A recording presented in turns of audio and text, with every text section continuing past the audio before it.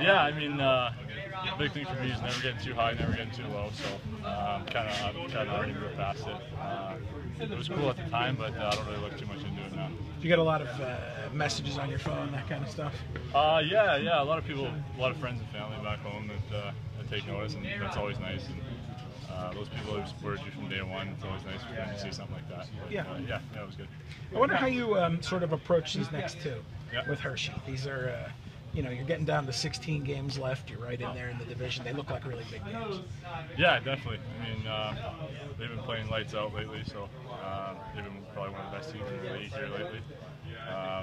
But at the same time, we know that even if we win these next two games, we can't catch them in points. They got 5 on us right now, so we're just going into the weekend looking to put 2 of our best games on the ice and really build off what we did this weekend, and basically try to play with them and kind of take it as a challenge. I think playing against the top teams in the league, especially like in Manchester, I think it was a real challenge, and that's what we play for, is big games like this, for sure. When you get into a game like this, you talked about not getting too high or too low. Is that a challenge for a big game like this? Yeah, definitely. I mean, you always want to play with emotion, play with pride, and that's really good for your game. But at the same time, you can never go over the edge. I always say I like to play kind of on the edge, emotion-wise and otherwise. But you always want to stay composed as well. You can't let your emotions get better. You just got to use them for the right reason.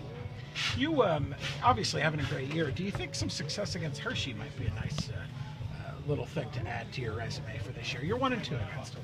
Yeah, sure. I mean, I know it's a huge rivalry between Wilkes and Hershey, and obviously they have a great team, and I kind of challenge myself to play well against great teams like that. And I think that's a good building block when you can play your best games in big games like that. I think it's definitely huge. So, I mean, I treat every game the same, and I always want to compete night in and night out, but they've kind of had the better of me, I think, the last little bit, or the last 3 games I've played. So a little bit, yeah. Yeah, so I'm definitely motivated, for sure. I'm always motivated. The last thing I wanted to ask you about was the game against Lehigh Valley where you got pulled. Yeah. Was that like a big moment? Because ever since then you've been almost unbeatable. Yeah. Looking back on it, was that a big thing? Yeah, I mean, I hate getting pulled. I Yeah. hate getting taken out of the net, so kind of take it personally, I guess. And I just tried to have a big response after that, especially the game after. The game after a bad game is always huge, I think. So I think I played pretty well the game after. It was kind of a while back now, but yeah.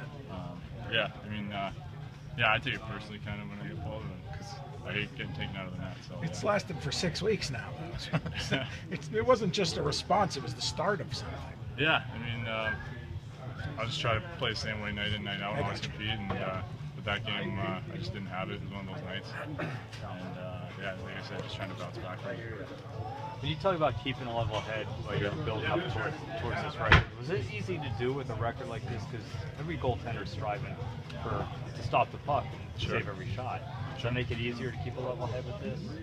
Yeah, I mean, to be honest, I didn't really know how close I was at any point to the record.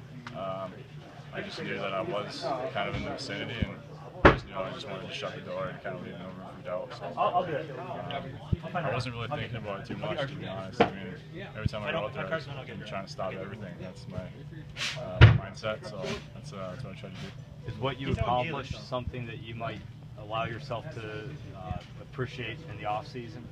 Look back on it and appreciate it, or pat yourself on the back then, maybe? Yeah, maybe. I mean, it's kind of cool at the time.